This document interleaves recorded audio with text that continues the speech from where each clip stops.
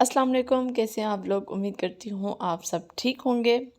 तो जैसे कि आपको पता है BPS 5 टू BPS 15 का टेस्ट होने वाला है, जो कंडक्ट कर रही है सखर IBA यूनिवर्सिटी का जो टेस्टिंग सर्विस है, STS सिबा STS जिसको हम कहते हैं। तो उसमें जो अक्सर इस टेस्ट में जो अभी बच्चे अपीयर होंगे, वो तो बहुत सारे ऐसे होंगे जो फर्स्ट टाइम टेस्ट देंगे, तो वो अक्सर कंफ्यूज होते हैं कि किस तरीके से टेस्ट को अटेम्प्ट करना होता है, क्या प्रोसीजर होता है और कौन सी ट्रिक्स जो हैं या टिप्स जो हैं वो आपको पता होनी चाहिए टेस्ट में अपेयर होने से पहले। तो मैं आपको अपना भी कुछ थोड़ा बहुत एक्सपीरियंस शेयर करूँगी, क्योंकि STS के मैंने काफ़ी टेस्ट दिए हुए हैं। तो इंशाल्लाह उम्मीद करती हूँ कि ये वीडियो आपके लिए हेल्पफुल होगी। बाकी सीरीज़ जो है वो प्रिपरेशन में साथ साथ करवा रही हूँ। आई होप आप उनसे फ़ायदा उठा रहे होंगे। अगर आप मेरे चैनल पे पहली बार आए हैं तो मैं आपको एक बार रिक्वेस्ट करूँगी कि वीडियोस में जाएं, प्लेलिस्ट में जाएं, वहाँ पे एक दो वीडियोस देख लें, आपको ख़ुद आइडिया हो जाएगा। अगर आपने सब्सक्राइब नहीं किया तो प्लीज़ सब्सक्राइब भी कर लीजिएगा और बेल आइकन को क्लिक भी कर दीजिएगा।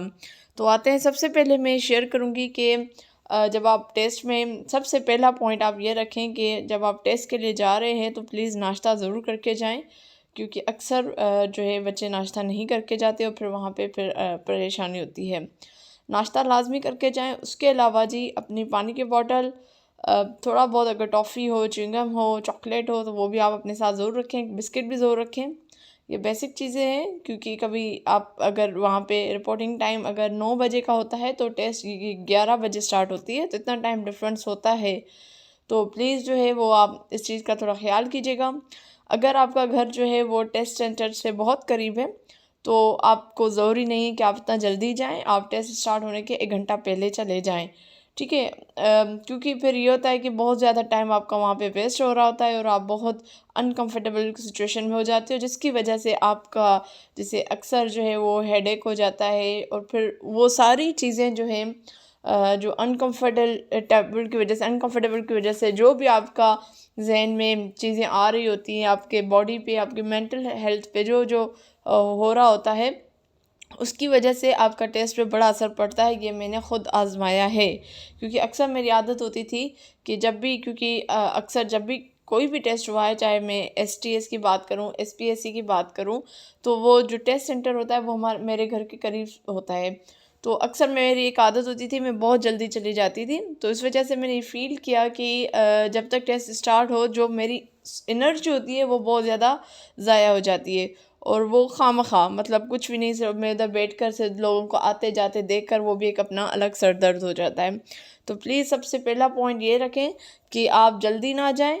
जल्दी ना जाने का सेंस ये है कि आप अगर घर करीब है, आपको लगता है कि आप बहुत ज़्यादा जल्दी जा रहे हैं, तो प्लीज़ जल्दी ना जाएं, ठीक है जी। उसके अलावा अब जब आप टेस्ट में बैठ जाते हैं तो अनाउंसमेंट होना स्टार्ट हो जाती हैं। जब अनाउंसमेंट स्टार्ट हो जाती है तो वो सबसे पहले आपको जो है वो एक जो आंसर शीट देते हैं सबसे पहले, आई गेस, ठीक है, आंसर शीट देते हैं और फिर उस आंसर शीट में क्या होता है वो मैं आप लोगों के साथ शेयर करती हूँ। अच्छा, ये आंसर शीट है और ये मैंने एक ये भी एक जर्नल मैंने निकाला है, क्योंकि एग्ज़िट तो मेरे पास नहीं था, एक जर्नल मैंने निकाला है। तो अक्सर STS में भी जो है इसी तरीके का एक आपको आंसर शीट दी जाती है, जिसको हम शीट कहते हैं, आई गेस इलेक्ट्रॉनिक शीट, क्योंकि ये मशीन से चेक होता है। तो उसमें भी सबसे पहला जो ये होता है इसमें कि आपको जो है ना आपकी पिक्चर लगी होती है, एक सीरियल नंबर होता है, वो आपको जहन में रख, मतलब वो जो है वो इसमें होता है, डेट मेंशन होती है, नेम आपका ऑलरेडी लिखा होता है। इसमें आप ज़रूर चेक किया करें कि अगर इसमें आपको लगता है कि आपकी स्पेलिंग इशू है आपके नाम में या आपके फादर नेम में या आपके CNIC में, तो प्लीज़ और प्लीज़ आप ये चीज़ें जो है जो भी आपका इन्विजिलेशन में है, जो भी इन्विजिलेटर है, आप इसको ज़रूर पॉइंट आउट करवाएं। दूसरी बात, जब भी आप जाएं तो अपना सेल फ़ोन लेकर जाने की ज़रूरत नहीं है, NIC मस्त लेकर जाएं, ठीक है, NIC ज़रूर लेकर जाएं। उसके अलावा किस पोस्ट के लिए आप अप्लाई कर रहे हो वो भी वहाँ पे लिखी होती है और उसके अलावा वेन्यू लिखा होता है कि ये टेस्ट कहाँ पे हो रहा है, ठीक। उसके अलावा यहाँ पे एक मेंशन होता है, यहाँ पे कैंडिडेट सिग्नेचर, फिर आपकी वहाँ पे टेस्ट लेते हैं। उसके बाद यहाँ पे आ जाएं, यहाँ पे सीट नंबर होता है। आई गेस ये सीट नंबर इस तरीके से होता है जैसे नीचे जो है वो सर्कल्स दिए गए हैं, ऊपर भी ऐसे सर्कल्स होते हैं और फिर उनमें से आपको अपना सीट नंबर करना होता है। जैसे फॉर एग्जांपल 4 सीट नंबर्स हैं, डिजिट्स हैं सीट नंबर, जैसे 4251 4251, तो 4 इसी तरीके से आपको ऐसे बने होंगे, ठीक है। और फिर आप 4 को करेंगे, 2 को करेंगे, 5 को करेंगे और 1 को करेंगे। इस तरीके से फिर आपका एक सीट नंबर जनरेट हो जाता है। आई एम नॉट श्योर कि मुझे याद नहीं आ रहा कि ये लिखा होता है ऑलरेडी या फिर आपको खुद इस पर सर्कल करना होता है। इस चीज़ को थोड़ा सा आप अपने जहन में रखिएगा, देखिएगा, ठीक है।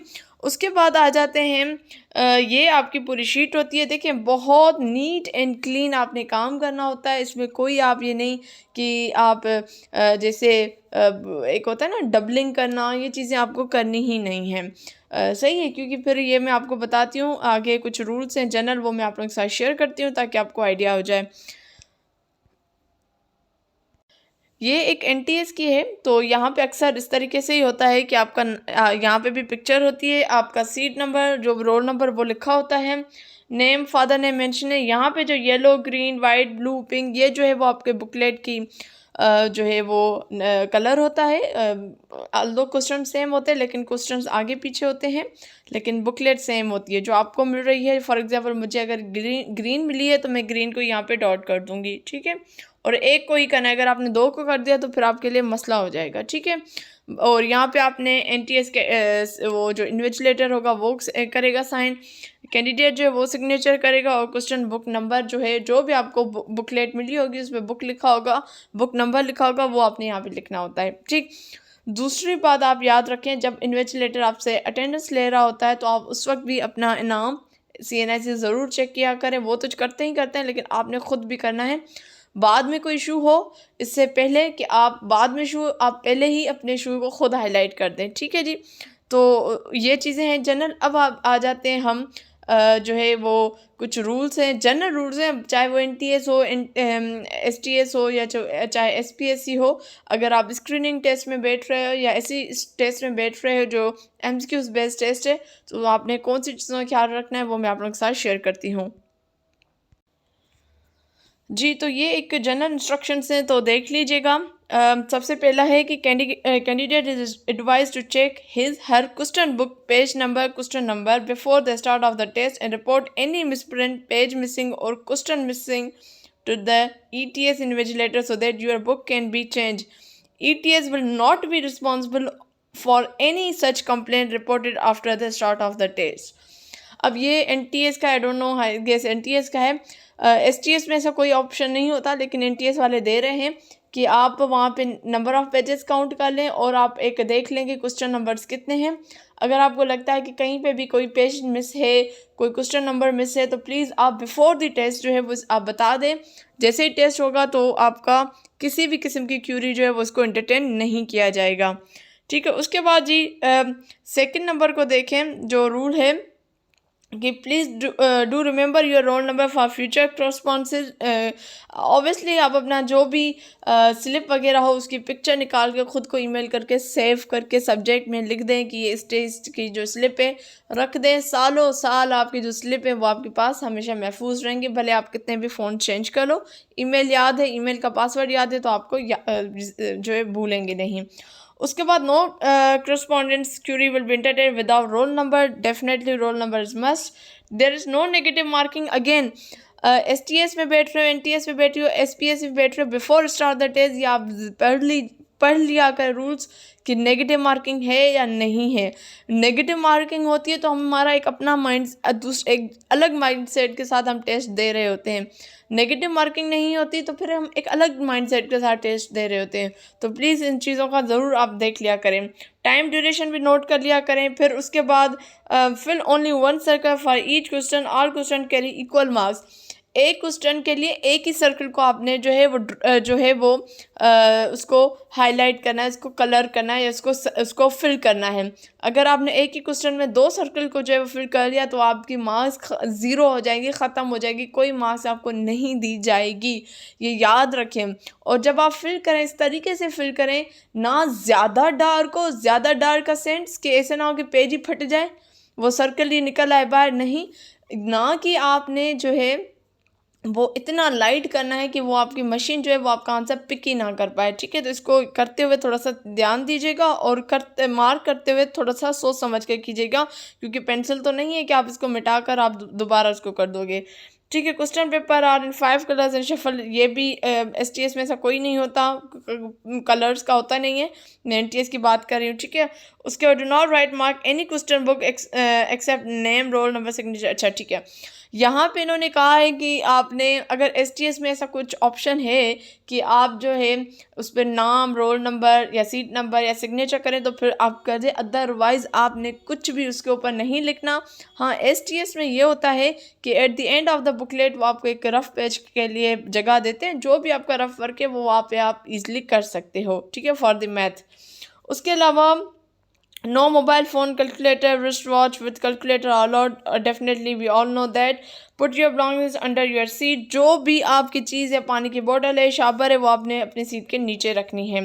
अच्छा, अगेन इन्होंने जैसे यहाँ पे कहा है कि रफ के लिए आपको 2 पेजेस, प्लेन पेजेस दी गए हैं जिसके ऊपर आप कर सकते हैं, तो STS में ये पीछे आपको ये जो है रफ वर्क के लिए देते हैं, ठीक है। उसके बाद आ जाए all the paper will be collect at the end of the test, definitely कोई ऐसा नहीं कि जो कर लिया टेस्ट दो और जाओ, नहीं, टाइम पूरा होगा, सबसे कलेक्ट करेंगे फिर सब एक साथ ही जाएंगे। You will not leave your seat after test under advice by the chief supervisor, ठीक है जी, तब तक आप अपनी सीट ना छोड़ा करें जब तक कोई चीफ सुपरवाइजर आपको ना कहे। अक्सर क्या करते हैं बच्चे, इतना हबड़ दबड़ में उनको पता नहीं क्या होता है कि फ़ौरन बाहर निकलें और जो है हम घर जाएं। आप एंड तक जो है बैठा करें, एंड में देकर आप निकला करें। सुपरवाइज़र कुछ ऐसी इंस्ट्रक्शंस होती है जो वहाँ पे दे रहे होते हैं और हम नहीं सुनते, और फिर हम बाद में जो है कोई हमें कह रहा होता है तो हम कहते हैं नहीं नहीं हमने तो ऐसा कुछ नहीं सुना, शायद आप अपनी तरफ से कह रहे हो। तो प्लीज़, मैंने काफ़ी ऐसा देखा है, जो भी हो आप खुद सुने ताकि आपको दूसरों की नीड ही ना हो। उसके बाद जी see back of your question book for instruction regarding solving and filling the answer sheet. Question paper पे भी कुछ डेडलाइन दी होती है, इंस्ट्रक्शन दी होती है कैसी आंसर शीट को कैसे फिल करना है। In the case of any confusion get help from invigilator staff, invigilator को बुलाना है तो रेज करें अपने हैंड को और वो आपका जो भी क्वेश्चन है वो आपका सुन लेगा। आंसर की विल बी डिस्प्ले, जहाँ वो भी लिखा होता है कि डिस्प्ले कहाँ होगी, ठीक है जी। तो ये तो एक जनरल इन्फॉर्मेशन है फॉर किसी भी टेस्ट के लिए, ना STS के लिए, ना NTS के लिए, ना SPSC के लिए, FCPS के लिए भी, किसी भी टेस्ट में आप बैठ रहे हैं तो एक जनरल इन्फॉर्मेशन है जो आपको पता होना चाहिए।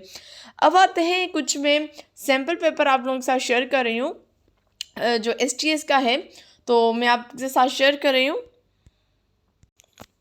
अच्छा, ये पेपर है जी, सैम्पल टेस्ट पेपर है फॉर GST के लिए जो ऑलरेडी हो चुके हैं।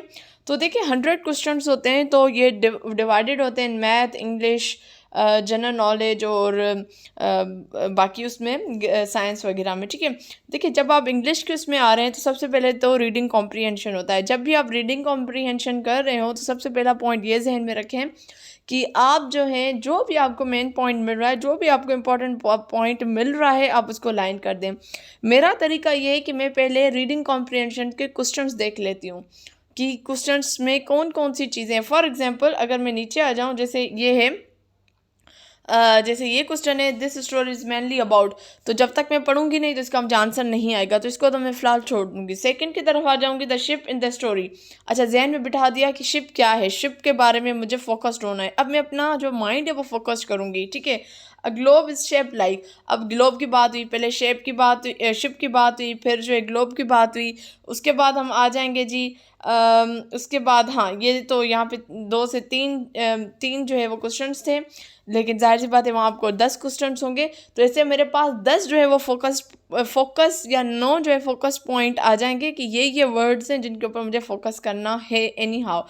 अच्छा, उसके बाद मैं आ जाऊँगी रीडिंग कॉम्प्रीहेंशन में। जैसे ही मैं रीडिंग करना शुरू कर दूँगी, एक तो मेरे जहन में होगा कि स्टोरी किसके बारे में, तो मैं उस हिसाब से पढ़ना शुरू करूँगी। दूसरे जो 2 वर्ड्स मैंने जहन में रखे हैं, शिप है और ग्लोब है, जहाँ जहाँ मुझे शिप और ग्लोब मिलेगा वहाँ वहाँ मैं लाइन लगाती जाऊँगी, ठीक है। और जो जो वर्ड्स मेरे क्वेश्चंस में होंगे, वर्ड्स जो हैं वो मैं उनको हाईलाइट करती जाऊँगी, और फिर मैं जो है ना अपना फिर वो क्वेश्चन की तरफ दोबारा आऊँगी और फिर मैं अपने आंसर्स निकाल लूँगी। तो मेरा तरीका इस तरीके से, ठीक है।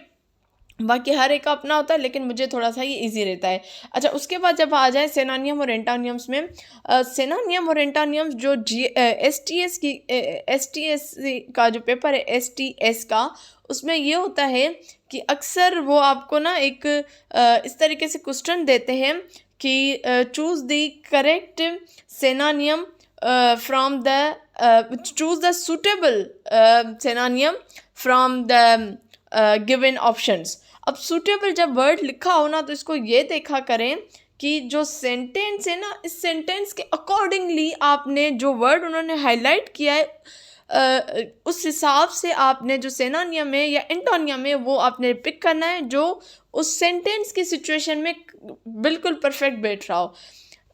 अक्सर बच्चे गलती क्या करते हैं, गलती ये करते हैं कि वो फॉर एग्जांपल एक उनको सेंटेंस है और उसमें एक वर्ड उन्होंने हाईलाइट करके दिया हुआ है कि इसका सिनोनिम या एंटोनिम बताए। बच्चे क्या जनरल जो इसका सिनोनिम एंटोनिम बताएंगे, जबकि क्वेश्चन में होता है कि आपने सिचुएशन के हिसाब से देना है, जो आपको सेंटेंस में सिचुएशन दी गई है, क्योंकि उसका फिर मतलब थोड़ा अलग निकलता है, और अगर जनरल अगर हम करें तो उसका अलग निकलता है। ये मसला पीएसटी जीएसटी में बहुत सारे लोगों के साथ हुआ था। ठीक है, सेम सिनोनिम एंटोनिम्स की तरफ आ जाएगा। सेम अगर आप आ रहे हैं जी इसकी तरफ, उसके बाद आ जाएगा जी प्रीपोजिशन की तरफ, तो आई थिंक ये तो आपको इसमें आपने कोई वो नहीं करना कि सिचुएशन के हिसाब से कुछ भी, ये तो आप इजली पिक कर लेंगे। ठीक है, एरर डिटेक्शन करना है। सबसे पहला, अगर आप इंग्लिश पोर्शन में आ रहे हैं, जो आपको आ रहा है आप उसको करते जाएं, जो नहीं आ रहा फ़िलहाल उसको छोड़ दें। जिसमें आपको बिल्कुल भी एग्जिट नहीं आ रहा तो आप उसको फ़िलहाल छोड़ दें, उस पर ज़्यादा टाइम वेस्ट करने की ज़रूरत नहीं है। ठीक है, मैथ सेक्शन में आ जाए। अब जैसे मैथ सेक्शन है, मैं पढ़ लूँगी क्वेश्चन, जैसे मैंने क्वेश्चन पढ़ लिया, अगर मुझे लगेगा कि ये मुझे आ रहा है, कॉन्सेप्ट मैंने पढ़ा हुआ है, कॉन्सेप्ट मेरा क्लियर है, तो मैं तो उसको उस पर अगर थोड़ा 1 से 2 मिनट ज़्यादा टाइम देना पड़ा तो मैं दे दूँगी। अगर कॉन्सेप्ट ही ऐसा है जो मैंने शायद इतना मेरा स्ट्रॉन्ग नहीं है, मैंने नहीं पढ़ा या मुझे थोड़ा सा उसमें डाउट है, तो उस क्वेश्चन को मैं फ़िलहाल छोड़ दूँगी और उस पर मैं एक डॉट लगा दूँगी कि ये मैंने नहीं किया। ठीक है, इसी तरीके से जैसे क्वेश्चन नंबर 13 है, शायद मैं देखकर मुझे फील हो रहा है कि यार बहुत बड़ा क्वेश्चन है, तो मैं भी फ़िलहाल उसको लाइन लगा दूँगी, मतलब डॉट लगा दूँगी। ठीक है, इसी तरीके से बहुत मैथ के ऐसे आसान आसान भी आते हैं, क्योंकि एक अगर हम मैथ का लें, एक पोर्शन ले लेते हैं, अगर फॉर एग्जांपल उसमें 25 क्वेश्चन आ रहे हैं, तो उसमें 5 ऐसे होंगे जो बहुत डिफ़िकल्ट होंगे, 5 ऐसे होंगे डिफ़िकल्ट होंगे, लेंदी होंगे, आपको आ रहे होंगे। ठीक है, तो आप तो फ़िलहाल उसको बाद में करोगे कि मुझे आ भी रहा है, डिफ़िकल्ट भी है और थोड़ा लेंदी भी है, लेकिन मुझे आ रहा है तो मैं इसको कर लूँगी। 5 ऐसे होंगे जो फ़ौरन आपको कर लेंगे, आप सेकंड्स में कर लेंगे, वो आपका टाइम बच जाएगा। उसके बाद जो है 5 ऐसे होंगे जो मीडियम होंगे, मतलब आप अगर उस पर 1 मिनट भी लग जाएगा। और एक तो ऐसा होगा जो बिल्कुल ही जो है ना आपको आ ही नहीं रहा होगा, तो आप उसको उस पर तो बिल्कुल आप एंड पे आएंगे ना। ठीक है, आप इस तरीके से आपके ये एक फ़िल्टर होते जाएंगे, कुछ होते जाएंगे, कुछ आप छोड़ते जाएंगे, कुछ होते जाएंगे, कुछ छोड़ते जाएंगे। कुछ ऐसे होंगे जिनमें 2 में डाउट होगा, ए और बी, तो उसको भी फ़िलहाल आप फ़ौरन ना करें, इसको छोड़ दें। एक बार आप इसी तरीके से आपने एक बार करते जाएंगे 100 में से मैं आपको बता रही हूँ 40 क्वेश्चन आपके ऐसे होंगे जो आपको बिल्कुल आ रहे हैं, 20 क्वेश्चन ऐसे होंगे 40 आपने कर लिए जो बिल्कुल आपको आ रहे थे, आपने फ़ौरन कर लिए। अब आप आएंगे उनकी तरफ जो लेंदी थे लेकिन आपको आ रहे थे, फिर आप उस पर आ जाएं। ठीक है, वो भी 20 क्वेश्चन होंगे, चाहे वो ग्रामर उसमें हो, इंग्लिश में हो, जनरल नॉलेज में उसमें हो, लेकिन वो आपको आ रहे होंगे। आपने उसको भी क्या किया जी, फ़ौरन उसको स्टार्ट कर दिया, थोड़ा टाइम टेकिंग होगा लेकिन आप कर लेंगे। ठीक है, उसके बाद आ जाएं ऐसे जिनमें 2-2 में आपको लग रहा है कि जी डाउट है मुझे कि ये भी करेक्ट है, ये भी करेक्ट है, फिर आप थोड़ा सा उसको और सोचें और थोड़ा अंडरस्टैंडिंग करें। हम थोड़ा सा पैटर्न भी देख रहे होते हैं कि अच्छा ऊपर मैंने ए किया है तो ऊपर पैटर्न ए बी ए सी कर बन रहा है, डी, कभी कभी हम ऐसे भी तुक्के मार लेते हैं, लेकिन कोशिश करें कि कॉन्सेप्चुअली जाएं। ठीक है जी, ये हो गया आपका।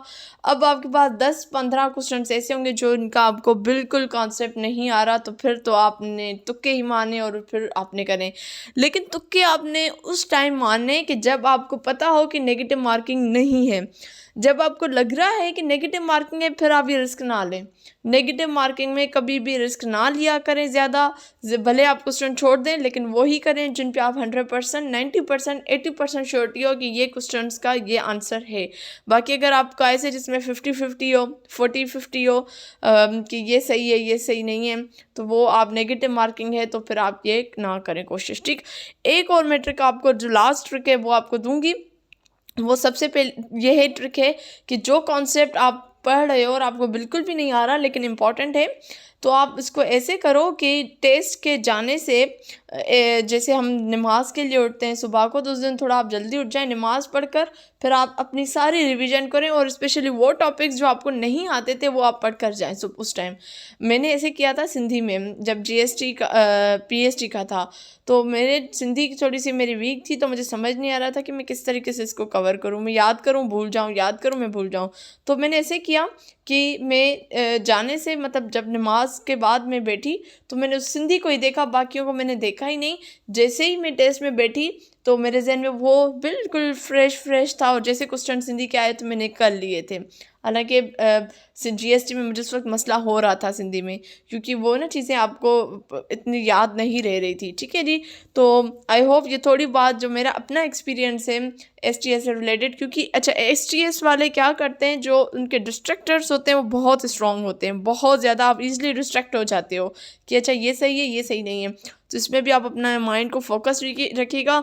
मेन चीज़ अपने दिमाग को कंट्रोल में रखिएगा, ये सबसे मेन चीज़ है। अपने दिमाग को कंट्रोल में करें। बेशक थोड़ा सा 5 मिनट का आप ब्रेक ले लिया करें, कहीं आपको लगे कि आप डिसीजन नहीं ले पा रहे हैं, बुक बंद कर लें, आंखें बंद करें, आयतल कुर्सी पढ़ें और फिर दोबारा आप अपना टेस्ट स्टार्ट कर दें।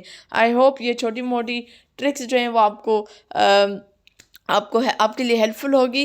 अगर और कुछ आप पूछना चाहें तो प्लीज़ मुझे कमेंट सेक्शन में ज़रूर कीजिएगा। इंशाल्लाह मैं हाज़िर होंगी नेक्स्ट वीडियो में, तब तक मुझे दीजिए इजाज़त। अल्लाह हाफिज़।